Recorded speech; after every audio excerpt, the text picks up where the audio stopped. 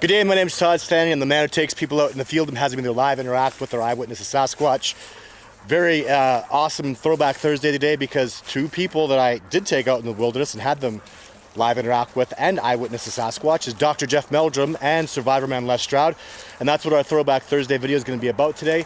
It's going to be about a show. I had a radio show with Jeff Meldrum called Bigfoot North. Yeah, it was just Bigfoot North. My original title for my movie before the distributor picked it up was Bigfoot North. And Bigfoot North Radio, so you know, what's pretty amazing about it is when Jeff and I were doing the show, Voice America, who played the show, we were the #1 show of all time on the #1 internet radio show of all time. And we were beating major radio shows and our numbers were enormous. But you know what was funny is nobody believed us. So we would go to radio networks and say, hey, we got this incredible popular, internet radio show, and we're drawing these incredible numbers, and people said I was not telling the truth, and I said, don't take my word for it, phone frickin' Voice America, look at the stats, these are our numbers. Anyways, Jeff and I just had lots of other things, and picking up a sponsor with Sasquatch is almost as difficult as filming one. But anyhow, we had this great show with Survivorman. We get raw with Survivorman. I love it. It was very it wasn't much before that Jeff had actually seen a Sasquatch with me, and Survivorman had done those episodes with me where he got footage the top of the head of a Sasquatch. So, but we get really raw with Survivorman, and Jeff does a great job as always. What an amazing, intelligent, brilliant man he is. And of course, this radio show is about Survivorman Stroud. So we got raw with him. We got right down to grassroots with him about Sasquatch and the episodes of Survivorman Bigfoot. So let's get into it and just let's play it, and welcome to Throwback Thursday. Here's my show. Enjoy, and we'll see you on Sunday for some really cool videos and a Wednesday live show. The following program is being brought to you on the Voice America Variety Channel. For more information about our network and to check our additional show hosts and topics of interest, please visit voiceamericavariety.com. The Voice America Talk Radio Network is the worldwide leader in live Internet talk radio. Visit voiceamerica.com. The views and ideas expressed on the following program are strictly those of the host or guests and do not necessarily reflect the views and ideas held by the Voice America Talk Radio Network, its staff, and management.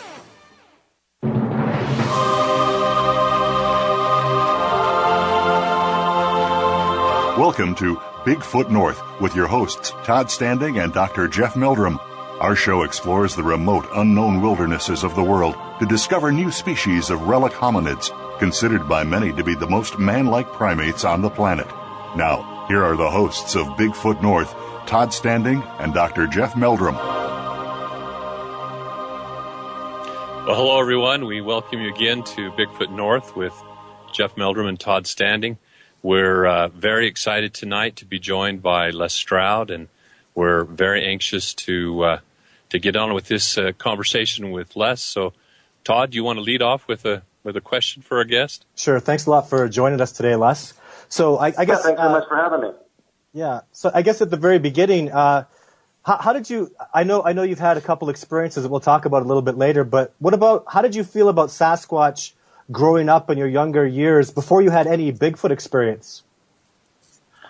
I think it was one of those normal sort of childhood fascination things. I mean, I grew up watching Jacques Cousteau and watching Tarzan movies, and so, to say that the concept of Sasquatch, would be exciting to me isn't a stretch at all. And I was always fascinated with anything sort of anything to do with the natural world and the wilderness and certainly wildlife. And when that topic sort of comes underneath your nose, it's like, wow, what's this all about? And the other thing to remember though is that I grew up in the 70s, and the story and the access to this whole the whole reality and exploring the existence of Sasquatch it's not new, but it's really ramped up in the last few years. It wasn't there when I was a kid. Excellent. Go ahead, Jeff. Well, yeah, I was just going to say I noticed, Les, that you're just a few years my younger, and so I can appreciate that environment where, at least on the state side, Bigfoot kind of caught the public imagination then in the late '60s and kind of blossomed in the American psyche in the 70s. So that was an interesting time period. Mm-hmm. Yeah, absolutely. I mean, I think for the most part, it was just one of those fun stories, fun myths, fun legends, and it was, I think growing up in that area, you just assumed that whatever it was, it's extinct. That whatever the situation is, it's extinct, and the rest of the stuff is just sort of stories. But you knew there was some sort of magical mystique to it for sure. It's only, like I say, it's only been in the later years that it's become this much more serious endeavor of people to really look at it hardcore and examine, the realities. Mm-hmm. Very cool. Yeah, the public attention today is what really amazes me. The level of interest across the country, across both our countries, and that level of interest certainly was piqued when you divulged that you had a couple of experiences, which were very interesting. That potentially could have been interpreted as encounters with Sasquatch. Were you surprised at the level of interest, that the outpouring of questions that you were probably assailed with when you first went public with that experience? Well, it was one of those funny things, when you have, I'll bet you I'm not different from 1,000 other people, but when you have a strange experience like that, you don't run right out and tell the world. You don't run right out and write a book about it. You don't run right out and do anything. You just sort of store it. You kind of go like, wow, that was messed up. And you might tell a few friends, but, especially if you live a busy life, and I live a very busy life, and I was very busy with Survivorman. So, when the two experiences I had happened, the first one, I was in the process of living for an entire year in the bush. So by the time, and it was in the beginning of the year, I think, I can't remember. Oh, maybe it was towards the end, but by the time I got out, it was sort of, it seems weird to say slip to the back of my mind. It's like, well, how can you have a crazy experience like that and have it slip to the back of your mind? But it does, you just sort of carry on. And then the second one was Survivorman. I was so busy doing Survivorman stuff. The same thing happened there. It just sort of slipped to the back of my mind. I was too busy working on other things than to deal with that. And so it was many, I think it was, well, I was going to say many months, but I think it was years later that I actually, the first actual time I even said anything about it was on the Opie and Anthony show. And because, they're just asking, you know what they're doing. They're rock DJs, right? So they're asking crazy, funky, funny questions, right? They're looking for anything to get a rise out of their audience. And so they're talking to this wilderness guy. So, hey, let's ask him about Bigfoot. What they probably didn't expect was that I was going to say, well, as a matter of fact. And I didn't expect that I was going to say that either. So then I did, and I still kind of stored it under the, well, whatever, that just happened sort of category, and walked away from it and carried on to do what I went on to do. But it just like the Survivorman show itself, it developed a sort of a cult following of people who were paying attention to it, and it just built and built and built until all of a sudden, I ended up becoming this go-to guy based on who I am and what I do with Survivorman. And then you bring, Sasquatch, Bigfoot into it, and it just seemed like such a no-brainer. Like, well, if anyone's gonna be able to go out and, who, in other words, to ask the question is, who's willing to go and spend a long time living in the wilderness with camera gear, who has the skill set to do so and capture, a Bigfoot image on film? Well, Survivorman, right? So it just becomes this no-brainer. And here we are today, where I've headed out to work on it. But yeah, so long way of answering your question. That in many ways, I think I was surprised that it would. I didn't expect that it was going to build as the way it did. I was just really curious too. Outside of the Bigfoot community, and perhaps even outside of the of your colleagues in media, what has been the reaction to your friends and acquaintances, or by your friends and acquaintances, to the publicizing of those encounters, those experiences, rather, let's say? Oh, it's been great. I think most people harbor a ridiculous fascination with it. I mean, a lot of people come out going, they're there for sure, and then other people, want to kind of shut down. I think the reaction's been terrific. In fact, one of the greatest parts of the reaction is now a lot of people with access to Sasquatch experiences or territories or situations are coming out of the woodwork and contacting me, saying, "Listen, man, I saw the show," and I think they're seeing that the work that I did and that I did with Todd Standing is the saying, there's announcements going on where I'm sitting right now, is the sort of the first sort of, take a look at this not from a sensationalistic point of view to make a TV show, not from a hard-edged science view, which I think is great. I think some of the work you've done, Jeff, and Doug, the filmmaker, has done, it's been terrific. But I come at it from a different angle. I'm the guy on the ground. I've always been the guy on the ground and the skeptic. So yeah, again, a long way of answering your question. The reaction from people out there has been nothing short of great interest and intrigue. Mm-hmm.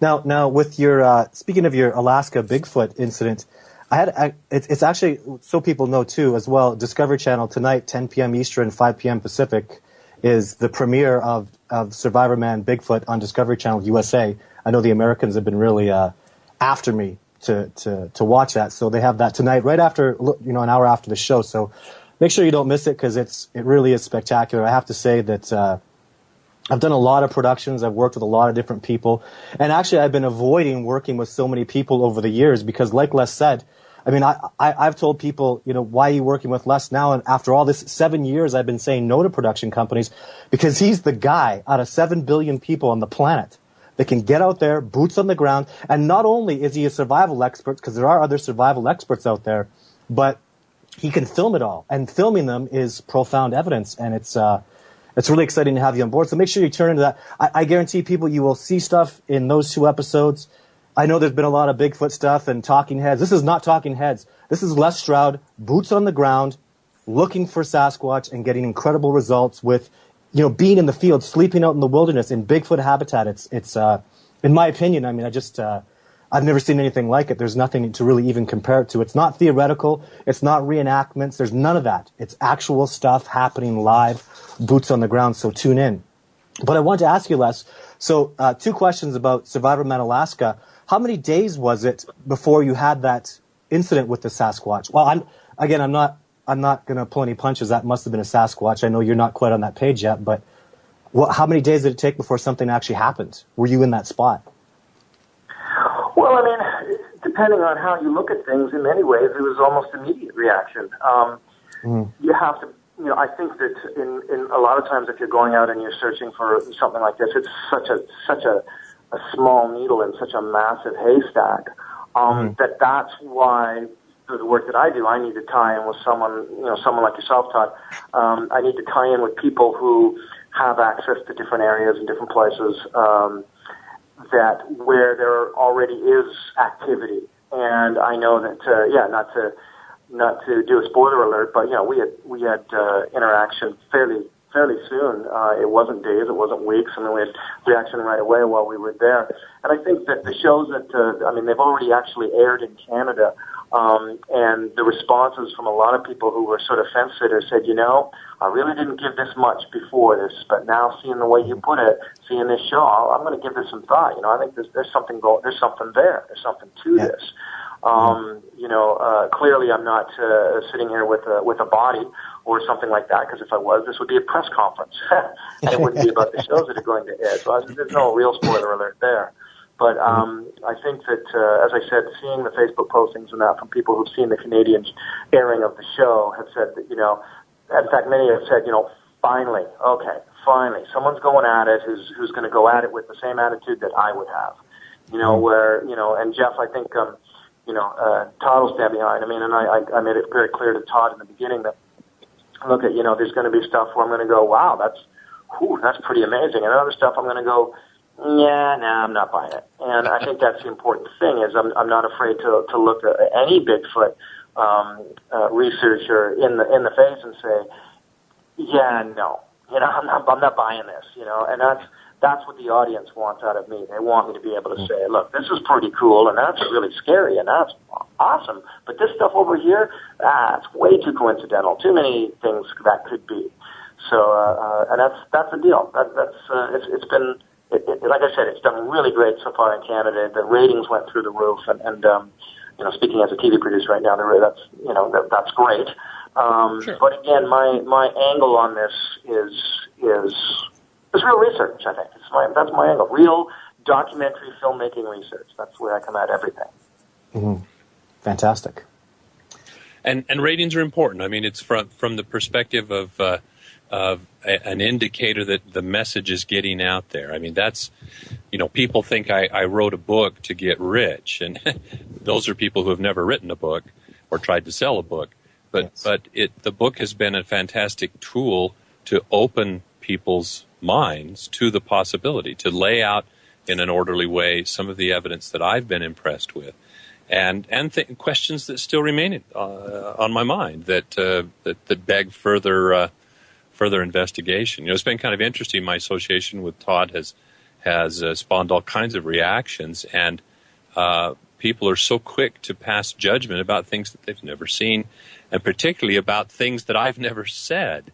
Mm-hmm. And I've been going at this just as you were, Les, with taking not necessarily being a devil's advocate, but taking a skeptical approach, a very critical approach. Skepticism sometimes has that negative connotation, but a critical, objective approach, and taking each piece of evidence as we encountered it, and looking at the possibilities. And I think that there's two levels there that you touched upon. I mean, one is the public's general reaction to the concept itself, and when I normally don't even respond, but one time recently on my Facebook I did respond. I don't know, someone had said something, there was a bunch of naysayers, and and the bottom line is the naysayers are sitting on a couch. That's it. Mm-hmm. I mean, maybe they go camping for 2 weeks every year. Maybe they go fishing for a couple of weekends, And the reality is that they're, what I said in my response was, when was the last time you were out in the wilderness actually trying to experience or see anything? I've been out there most of my life, and I've seen and felt certain things that defy my sense of wilderness logic. So I want an answer to that.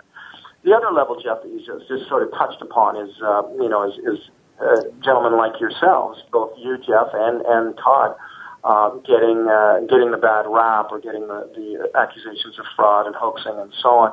And I'll tell you a little story. When I was first going to do this, it should be no secret. I mean, Todd had approached me and we talked about this. And when I talked with one particular television network, and I said, well, I'm going to be using this gentleman named Todd Standing, and they instantly.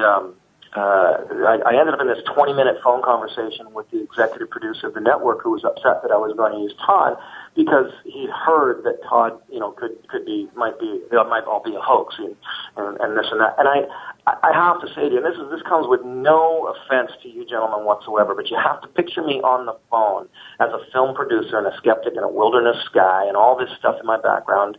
And yeah, my obviously, I think there's something going on out there with Sasquatch. I wouldn't be doing all this. So it's not that I'm just a TV producer. Picture me on the phone in the driveway. I was standing in the sun. I think I was in Las Vegas or something, talking to this network executive producer, and he was kind of trying to ream me out for picking Todd Standing because he thought Todd was a fraud. And I said to the guy, I said, really? Are you kidding me? It's a Bigfoot expert. Really? I said, find me a Bigfoot guy who's not been accused of being a fraud. Find me one. I said, they're Bigfoot experts. Every one of them is considered to be fraudulent. Half the people, or whatever, 40% of the world doesn't even think it exists, so they think it's all a joke anyway. Come on, really? So it came down to me. It came down to Todd, meeting him, and seeing his footage. It was his footage that put it over the top for me, to be honest with you. And dealing with them. And I say so in the show. I point out this fact. I say, I have to allow that Todd or any other Bigfoot expert that takes me out into their area, I have to allow that they believe that I trust them and that they trust me. Otherwise, they're not going to take me out there. So I have to develop this trust. But of course, like with Todd, Todd's going to laugh when I say this, but of course there's almost an obsession factor, but why wouldn't there be? This is an incredible subject matter. Jane Goodall obsessed as well. This is a matter worth obsessing on. So of course Todd's very exuberant, very talkative, and he's got an obsession to his voice when he speaks of Sasquatch. It takes that to get this kind of research done. That's what it takes. So I go in knowing that, and then the other part was the footage, like I said, and I laid it out there on my show. I said outright, I said, take a look at this footage. Either this guy's a complete fraud and it's all fake, or he's not. So how about for 1 second we suspend disbelief and say, what if he's not? And that opens up a whole new game, and that's how I based the show on that. That's fantastic. Actually, so we're going to head off for a break. We'll be back in a few minutes with Jeff Meldrum, Todd Standing, and Survivorman Les Stroud on Bigfoot North Radio. Stay tuned.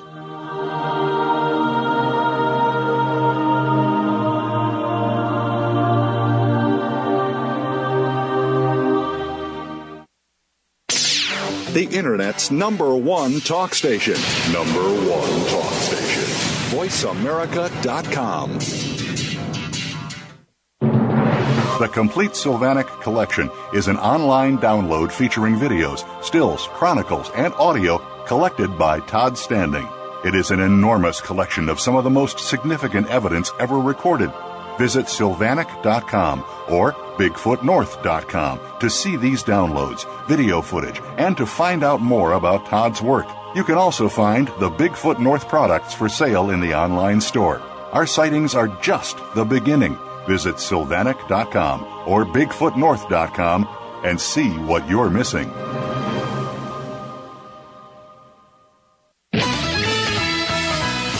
There are over 140 million products manufactured worldwide. It is impossible to know the ingredients in these products, especially those made overseas. Stan Salat Jr., President and CEO of the HSF Mark and the Counterfeit Mark Alliance, is the host of People to People, working together for your safety. Stan believes in our right to know the type and amount of hazardous materials in consumer products and whether they are counterfeit. Find out how you can protect yourself every Tuesday at 2 p.m. Pacific Time, 5 p.m. Eastern on Voice America Variety.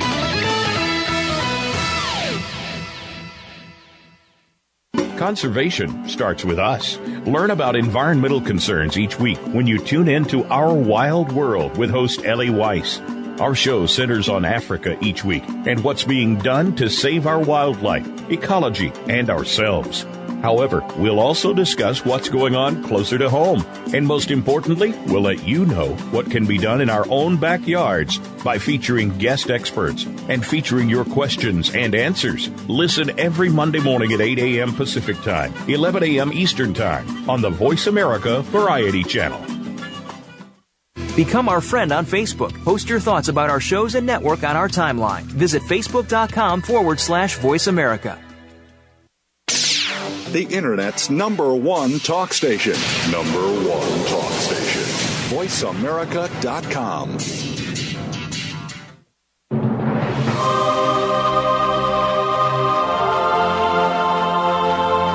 You are listening to Bigfoot North. If you have a comment about our program or a question for Todd Standing or Dr. Jeff Meldrum, please send an email to info@bigfootnorth.com. That's info@bigfootnorth.com. Now, back to the show. Welcome back, everybody. So I want to get right back into it. A question that I have, and a topic that's been brought up a lot is, Les, you refer to me as a Bigfoot expert. Explain that a little bit, please. Yeah, sorry about that. I just dropped the phone for a second. Sure. Yeah, well, I think the reality is that we're really only talking about vernacular. We're just talking about a turn of a phrase in many ways. I mean, the truth of the matter is, who's an expert at anything? I mean, I get called a wilderness survival expert, and I'd be the first to say I'm no wilderness survival expert. Man, there's so many that know so much more than me. But it becomes a simpler and an easier turn of phrase. Certainly, Bigfoot researcher. But Bigfoot expert, Bigfoot researcher, Bigfoot scientist, Sasquatch scientist, you name it. I mean, one way or the other, in the end, what we're all trying to do is we're all really just trying to uncover the truth. Some of us in different ways. So let's say I'm trying to uncover the truth, and I'm trying to do it as a documentary filmmaker. Jeff Meldrum is trying to uncover the truth, and he's doing it don't forgive me for speaking out for you, Jeff, but as a scientist, I think. Sure. And Todd, you're trying to uncover you're not trying to uncover the truth. You're trying to prove out what you already know. Yes. There's a difference there, isn't there? So you've seen Yes, huge. and you've experienced, so you already know. I don't. I've experienced, but I have not seen. And I think maybe, Jeff, you're in the same boat as me there. So there's a great difference there, and that's probably why the phrase Bigfoot expert might come out. And I always really try to. Actually, I'm trying to use the term Sasquatch a lot more, just out of respect for the elders, the First Nations elders, Native Americans that I work with. So I try to use Sasquatch researcher because, I think I've at least earned that title after all the Actually, videos. you know what? If I can interrupt it, I'll make a point here that you might not have been expecting me to make, but I honestly and fervently believe that the reality is we shouldn't even be using the phrase Bigfoot. Now, it sounds silly, doesn't it? If I tell you my point is it's disrespectful. And there's going to be snickers after that right away. Disrespectful to what? They don't even exist.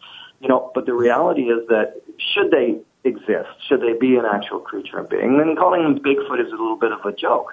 And I think that approaching them with a great manner of respect and humility and awe means calling them, by at least some other kind of more respectful name. I'll tell you another one that's coming out right now, and this might be a bit of a tangent discussion, and that's squatching. It's like, hey, I'll take you out squatching. It's like, really? And as soon as someone says they want to take me out squatching, I'm not going out with them. So I think it's a matter, because it's about respect. Yeah. Well, and I know people don't mean to be disrespectful, but I also am quite offended by that. Well, and I didn't get it until I spent a lot of time with First Nations people. And the term is actually already, for lack of a better term, bastardized as it is. It's actually, what's the original pronunciation, Jeff? Sasquatchum or? Oh, there's a whole handful of names. But Sasquatch is derived from a particular term, right? Well, Sasquatch. I think it is. More or less. Sasquatch. Yeah, Yes. But it's sort of, basically we're utilizing native terms, of which there are over 100 names. Yeah. So, we go with what we can. I think one way or the other, Bigfoot, the way you look at it, Bigfoot's like a joke name. It's like a party name. well, sure. Yeah. And I also think Sasquatch is very appropriate, too, because the name denotes the wild man of the woods. And that's been the label, the moniker that's been attached to this phenomenon for thousands of years now. And it's really quite interesting how that has played out in human culture. Actually, and I have something that's really important to me too. My native teacher, who was an expert on multiple languages, like First Nations languages, told me that is, and he explained it to me vividly, and I actually have it recorded on video, where he's talking about it actually means wild master of the woods, not man. Somebody referred to a man, but they're referring to like somebody who had a mastery of something. And so for the First Nations people, again, high reverence, calling them a master of the woods is really good. So now I had a question from an email in that somebody said that you tweeted something about there's not going to be any more Survivorman. It's Bigfoot from now on, or something like that. Can you explain on that? Is that the way it happened, or? No, they got it wrong. No. Simple as that, man. I'm a busy guy. I've got a lot on the go, and the network and I have a great relationships. All my networks that I work with, I'm doing like I always have done. I think that if people haven't got it by now, that I don't like to be put in a box, and they're not paying attention. Whether doing work with my son or Bigfoot or my music or my writing or my appearances, there's a lot of stuff that I do. But am I stopping doing Survivorman? For anybody listening to this show right now? Not if the networks want me back. I'm there. Excellent. That's good to hear. Very good. So now what about, that I petitioned for species protection, and a lot of people, how do they put it?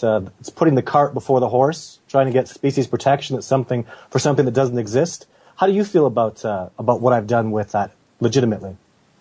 Oh, I think it's an incredibly bold step. Cart before the horse. I would suggest I don't agree with that, because I think it would be great to err on the side of caution when it comes to this whole subject matter. And when I say that, erring on the side of caution for me means why not have protection put in place? I know people are going to say, well, don't waste taxpayers' money, going to the House of Commons or whatever it is, the Senate or whatever, and getting bills like this passed. But the reality is, what if they're wrong? What if, in fact, Bigfoot does exist? If Sasquatch is out there and the scientists prove it, and there it is, and now we carry on with a whole new world because of it, well, then I think having species protection put in place is going to be vital. But, that opens up another whole can of worms. I mean, And I've got military experts that will say to me, "Oh yeah, we know they're there," and different people that will who are in places of authority that will say that. So why not have it out there? Well, think what it does to mining and exploration if Sasquatch is proven out throughout the Rocky Mountains. Think of what that means to pipelines and oil drilling and all of that sort of stuff. It's going to mean something, guaranteed, because we're not talking about saving some plover, or some little bird or a frog, which is just as vital as far as I'm concerned, just as valuable, but that's not what we're talking about. We're talking about something much, much different. So I don't think, I'm not trying to, I'm answering you the question honestly. If I thought you were putting the cart before the horse, I'd say maybe it's a little early, maybe it's going to do damage. I think that unfortunately, it's a hard one for, politicians to take seriously because they know they're going to get mocked. So that's the only problem. And actually, the reason I did it, the real reason, bottom line, was I went to forestry officers and wildlife biologists who work for the Canadian government first. I said, look, I have 2 pieces of video. This is real stuff, and come with me and I'll show you this is real. And the problem was they can't enforce a law that doesn't exist. So I was forced to take that video footage. Again, I started out with the proper people, the proper wilderness biologists. And they said, look, go get species protection. Go use your videos. Go get species protection. And then we have to come help you. It's law. A police officer can't give you a ticket for wearing a seatbelt unless there's a law saying you have to wear your seatbelt. And that's why I did it, is my goal was get those wildlife officers that know this species is real out there in the field with me. And that's always been my goal too, is just to pass it off to people like Jeff and primatologists and people that have funding and all the scientific. Can you imagine? I mean, Jeff, if the scientific community really got involved in this, what they could accomplish so fast, it'd be incredible, wouldn't it? It would. It really would. Yeah. That's one of the challenges. I mean, it's, you're you're sort of damned if you do, damned if you don't. If you appeal to the traditional sources of funding, you're not going to get any real serious consideration. In part because of this attitude that we're not going to spend taxpayers' dollars chasing wild geese, basically, is the attitude.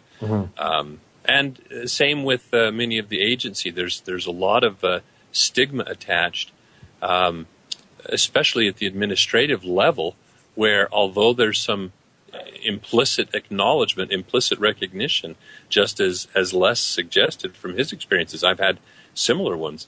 But there's no action taken, there's no official position, because they wouldn't dare suggest that taxpayer dollars are being utilized, on the clock to pursue such a question, such a, in so many people's minds, a ridiculous question.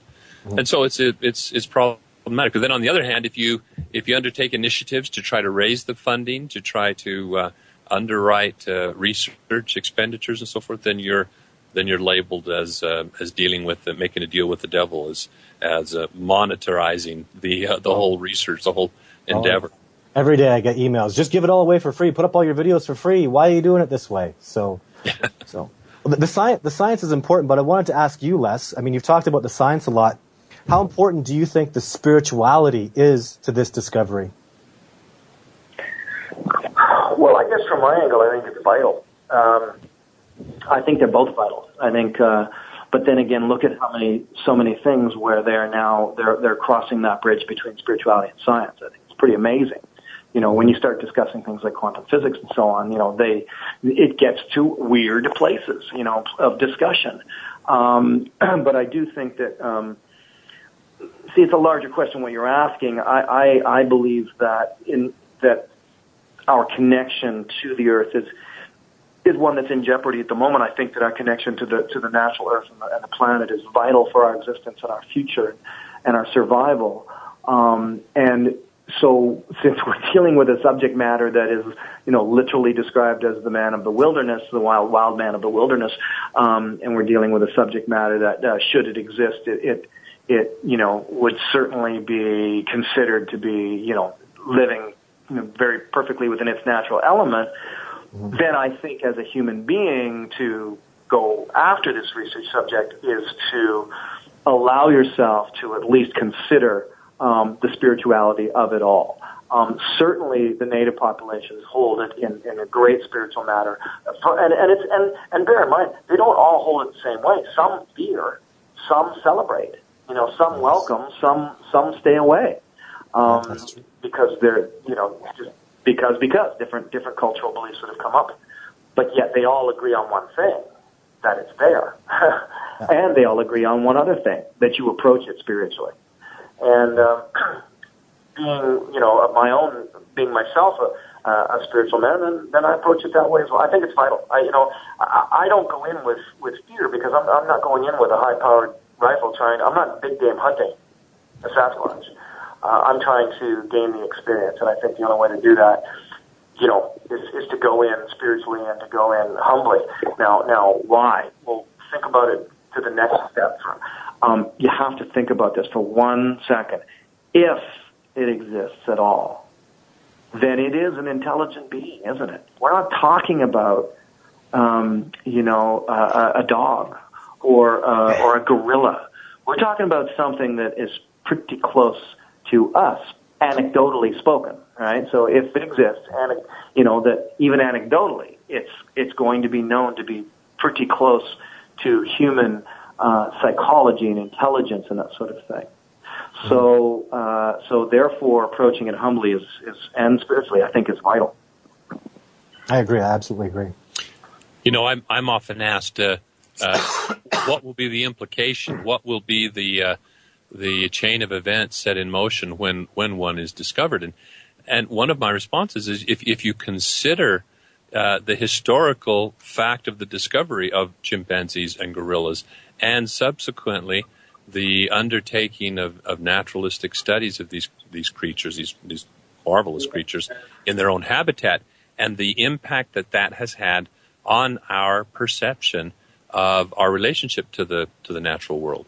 The movement to curtail medical research, for example, on our nearest neighbor in the animal kingdom, an animal that shares so much with us, that is so similar in so many ways.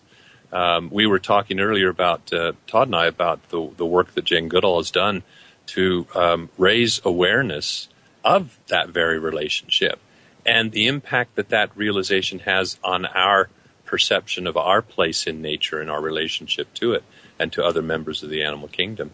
And I think you're absolutely right. Those same sentiments, those same reactions will be even more amplified by the discovery of a creature that's even closer to us, perhaps, than these other creatures, these anthropomorpha, the great apes. Oh, when that day sits, I mean, it's a funny thing. I can't remember the right turn of phrase, but in many ways, I wonder if it's either going to rock the world or be a little anticlimactic, because it's a foregone conclusion. And when it's laying, when there's a body or when it's there, 60% of the population is going to go, oh yeah, I knew anyway. And then you go back to having a beer and eating dinner. Oh that's cool. No, there's a picture on. Well, I knew they were there anyway. And then and then 40% are gonna go, no way. Yeah. And it's going to be very interesting indeed, especially these next few years, because the thing that's come to our aid, and this harkens back to something you guys said earlier, and that's about the financing of all of this and the financing of scientific research. The thing that's coming to our aid now is the inexpensive equipment, the inexpensive camera gear, the willingness of people in this age of YouTube and GoPros to head out and film their own stuff. That may be what really spurs us on to something amazing. Yeah, I agree. So I had a question from a quick question from an email in that asked about the TV shows. How remote were these areas really, Les? Okay. Well, there's two answers to that question. One is, I know what they want to hear. I mean, it would be great to say we were in the middle of nowhere, quote unquote. But anybody who travels the wilderness knows that reality is long ago gone. I mean, there are middle of nowheres out there. I certainly get out to a lot of middle of nowheres. But the reality is that, you can access places. There are places that if you want, interactions with grizzlies or cougar or wolves or Sasquatch, you would just drive off the road a little bit. It's no big deal. That's the long version of answering the question. Specifically where we were, I'm going to suggest that to the uninitiated, we were way out there. We were way hell and gone. You know, it's like a lot of driving up dirt roads and the ATVs and stuff like that. To the guy who hunts all the time, it wasn't that far. And that's just the way of the wilderness. I mean, I can drop you in 24 hours, I can have you in the middle of the Amazon if you give me a private helicopter. So, you know, we can access remote areas pretty quickly now. So are they remote anymore is the question. Yeah, exactly. All right, we're going to head out for a break. So just in a few minutes, we'll be back with more Bigfoot North. Les Stroud, Jeff Meldrum, Todd Standing.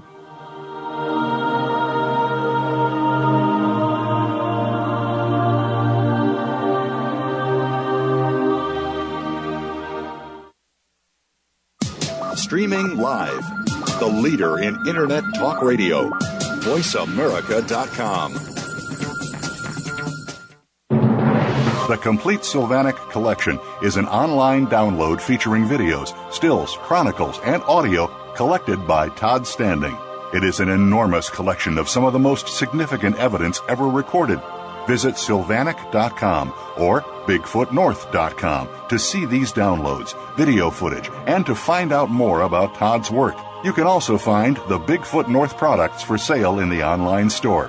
Our sightings are just the beginning. Visit Sylvanic.com or BigfootNorth.com and see what you're missing.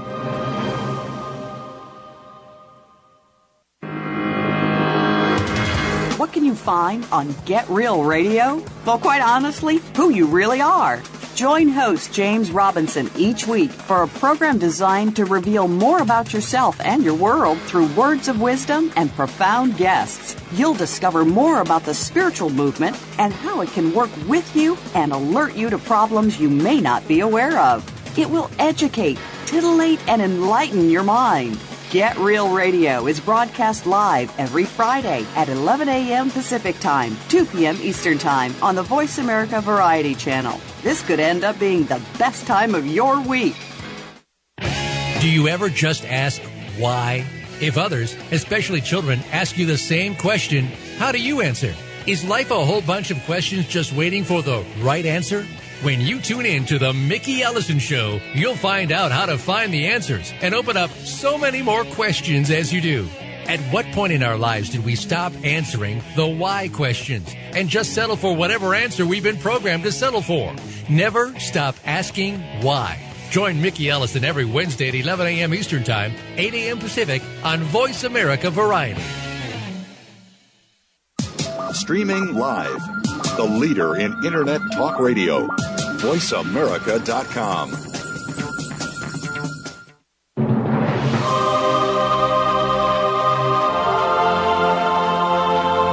You are listening to Bigfoot North. If you have a comment about our program or a question for Todd Standing or Dr. Jeff Meldrum, please send an email to info@bigfootnorth.com. That's info@bigfootnorth.com. Now, back to the show. Welcome back, everybody. So we're here with Les Stroud, Todd Standing, Jeff Meldrum. I have a question that I wanted to ask you in the field, and we just never got to because things were going so well. And it was an episode of Survivorman Bigfoot where you said, and you were, when, again, I'm not going to give it away what's happening, but we're having a very significant moment. And you looked in the camera and you said, I can think of how many times I've heard those sounds before. And then you pause and you look and you go, I've heard those sounds before. Please explain. Well, when you're concentrating, see, all right. So to give a little background on this, like, and I say this about you, Todd, in the film. I point out, I say, look at, when, and I'm not being too facetious about this, Todd, but if there's a break or a sound or pop, a lot of times, Jeff, Todd, is implied to say, well, that's a Bigfoot or that's a Bigfoot. And then on other occasions, he's like, nope, that's a bird, And so from the outside world, it starts to look like everything is a Bigfoot to Todd, right? That said, once I started really paying attention and did a little bit of benefit of the doubting, and I started to, listen, and I realized, those are some sounds that I've heard before. And when I've heard them before, they've been under unique circumstances. Not just, there's a moose over in the bush over there or an elk walking by or something like that. And So when I was with you out there, Todd, and we started hearing some of those sounds, that's exactly it. It was just a clear deja vu. It was like, oh my gosh, I know that sound. I've heard that in a situation like this before, where I've wondered, what is that? But you never wonder enough to really get into it. You just sort of go, and carry on. It's that strange, I've heard trees pop because of the cold weather. I mean, that's no problem. But when I started hearing those things going on when it's deadly calm, and from being in the wilderness, it can be deadly calm out there. I don't know, a lot of people say experience that, but you can sit in the trees and hear a mouse rustling, and I'm familiar with the fact that a mouse sounds like a squirrel sounds like a raccoon, and a raccoon sounds like a bear, and a bear sounds like a freight train. I mean, I'm familiar with those sounds, but some of the sounds we heard that night, while, in quote unquote Sasquatch territory, I definitely was having that memory moment. It's like, wow, I wish I could go back to a lot of those other times where I heard sounds like that and investigate it deeper. And to me, that was so significant because, how many times have other people, just pawned off, for me, again, I know Sasquatch is real. They come up to somebody, they shake a tree, they stomp around a little bit, and people just attribute it to, a bear, or it was an elk or a moose or something. And, it's the education and putting this knowledge forward that's, really an important part of what I'm doing and what I'm doing with you. So, really cool stuff though. Excellent. Good to hear. Yeah, it's very, very easy to write off lots of stuff out there. And here's the thing, it's like about the naysayers on my Facebook and that. It's so easy to write all of this stuff off. But if you spend as much time out in the wilderness as I do, you get to understand and learn what every sound is. So then when you have these bizarre occurrences, it's not so easy to write them off anymore. Because, it's like, okay, hang on a second. I know this wilderness. I know this bush. I know these creatures. And that defies what any of them would do. It defies what should normally happen if there was no such thing as a Sasquatch. And it sort of starts to lead you down that road. But again, I want to go back, and I'm not, at this point, I'm not trying to claim a wilderness expert status, but I am just saying that I've spent enough time out there to know the sounds. And a lot of people who only do a camping trip are going to hear those sounds. They're just not, it's nothing. It's a quote unquote rustling in the trees. That's it. There must have been, I'll bet you there's a raccoon over there or something like that. And you leave it at that and you carry on. Yeah, exactly. Until you see something and you get it in a big blurry film footage and you get freaked out and then you tell your family when you come home and they think you're nuts. Yeah, exactly. Yeah, exactly. So now, in that very significant moment, there's sounds we hear. I'm not going to give away too much of what exactly transpired, but I got an email from somebody, and quite a few emails actually, because that was a very profound moment. There's noises, there's so much that went on. The morning after, we go over there, and there's some tracks that we find. I mean, I have to give at least that much away. And the people that I'm getting emails from are, couldn't that, Survivorman was fooled. That was Todd's buddies. They were in the bush. They did all that. And it's awful that Les Stroud got fooled that way. How do you respond to that? Oh, well, there's two responses. One response is that to pull off a hoax on me out in the wilderness, you better be good. And because I know what it is I know what it takes to be out there.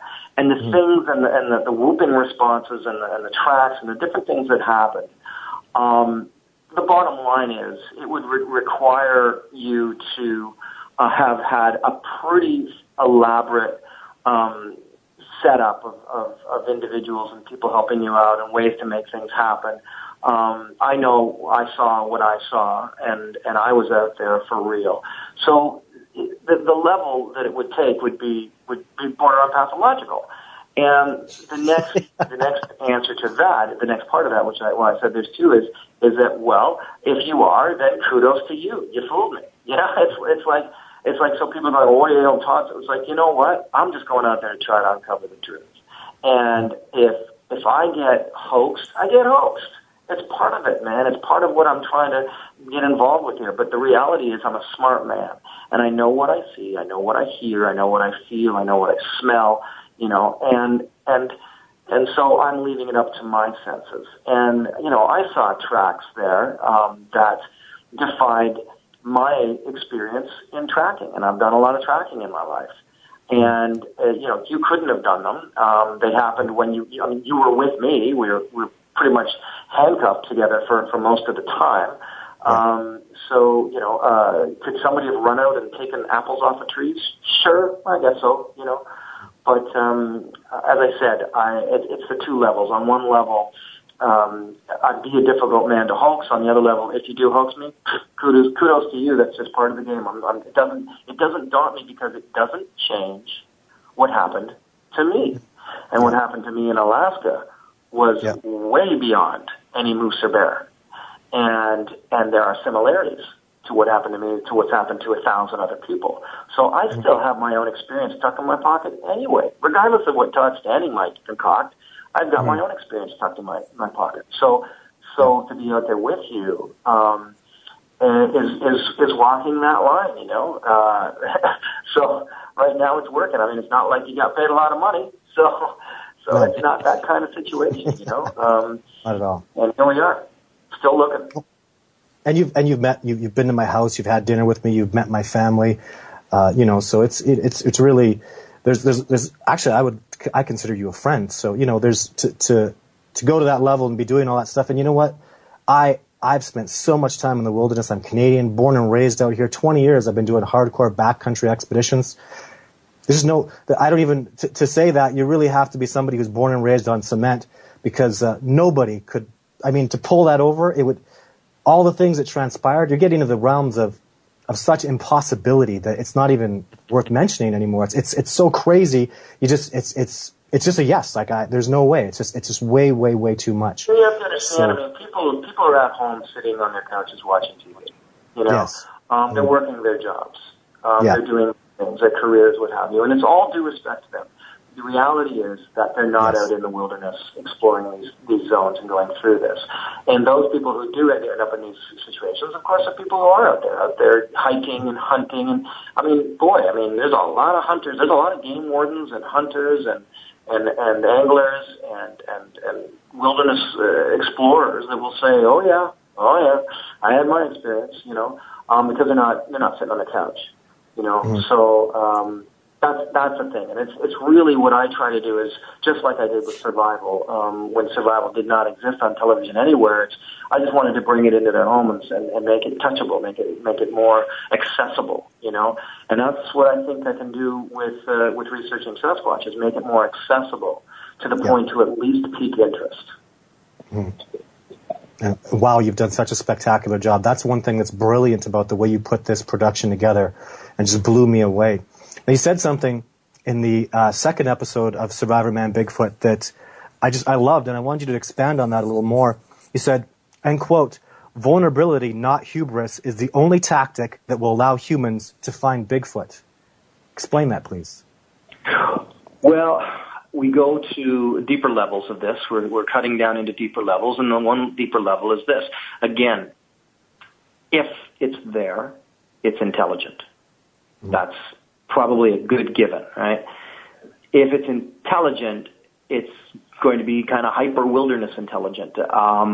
People feel it might have strong powers of the sixth sense, of the ability to think psychically and that sort of thing. All these different things come into play. Now, if your approach to, trying to contact something that is intelligent is with a big ass shotgun, and all the hubris in the world of like, I'm going in there and I'm going to find the son bitch and all that. Well, that's what I mean by the hubris. It's this overconfidence of expecting that you can be the big game hunter and walk in there and you're going to track this thing and maybe even get a shot away.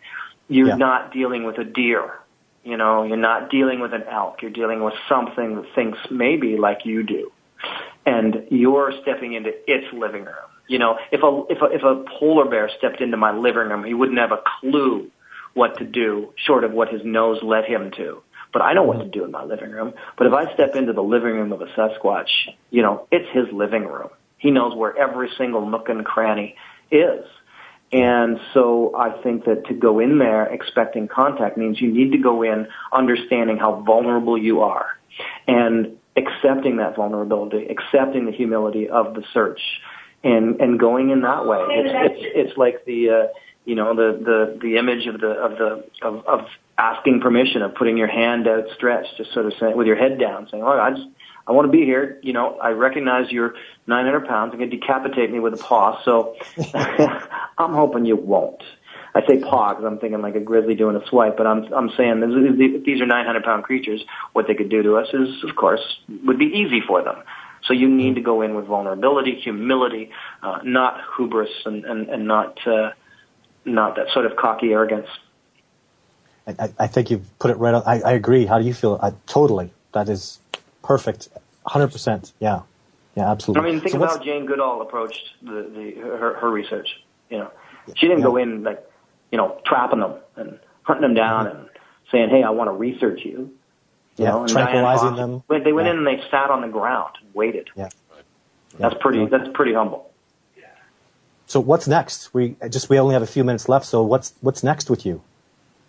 Well, I mean, lots. I mean, I certainly continue to do a lot of appearances and musical concerts, and when I'm out there, I always do question and answer. Happy to answer questions about Bigfoot and Sasquatch and all of the experiences and all of this, just as we've been discussing. Play my music. I'm recording a couple new albums, and I am in discussions with the networks for whatever it is I'm filming next, be it Survivorman Bigfoot, or be it Survivorman and Son with my son, or be it getting out there on my own, whatever it is.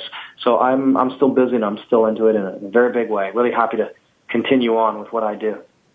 Fantastic. And how do we keep up with you? What's the best way to know what's going on with you? No, well, without a shadow of doubt, of course, the usual way is via social medias. Real Les Stroud is the Facebook, and Real Les Stroud is the Twitter. Definitely, I do stay in touch with those. I'm dealing with a few circumstances right now that have got me a bit out of the loop. But normally, I'm quite active with social media. And I can never, everyone wants to know when the shows are going to air. I can never tell them. It's always up to the network, so you got to kind of stay tuned. But I think you got a handle on when they're playing tonight. But definitely through my social media. If people want to check out Real Les Stroud, Facebook, or at Real Les Stroud for Twitter, that is me answering the questions. And if it's not me, if it's someone from my team, they say so. So you know, if you're getting me, you're getting the real deal. Mm-hmm. I'd like to say it's been like I've held out for 7 years before I did any big production. And wow, I pat myself on the back because working with you has been such a brilliant, shining beacon in my life that all the difficulties, all the stuff I've went through, and Jeff, you're just getting a little bit of it now. It's going to get much worse when people start, maybe your sister is a makeup artist. I've already had plenty of experiences to develop a thick skin, so I'm I'm there. Well, I think this is it, guys. I think the reality is that you have to remember, just like when I came out survival as a survival instructor. I come towards a Sasquatch story as a genuine enthusiast and interested skeptic with my own experiences. If we come at these things as TV producers, film producers, that's when you get the junk, right? And it's changing now. Now, I hope that part of what I would love to do a ton more Survivorman Bigfoot shows. I think I know we've only scratched the surface. We're just beginning. Sure. And what we can do can be so much more than what has been done. Fantastic. I should say that, notwithstanding, though, I do think legend meets science. I think Doug, I can never say his last name right, Haychick? Yes, I think he did. He's done some fantastic work on the subject matter. He's one gentleman that I respect a lot with the work that he's done. And I'd like to. I don't do it from the same approach, but I'd like to continue from my approach. Absolutely, there's a lot more to do yet. Awesome. Well, thank you very much for tuning in, everybody. Jeff. Yeah, thank you, Les, for sharing some of your personal time with us, and I really appreciate the perspective you add to this and the direction you're taking. Looking forward to many interesting collaborations in the future. Awesome. Thanks a lot, guys. Take care, everybody. Thank you for tuning in.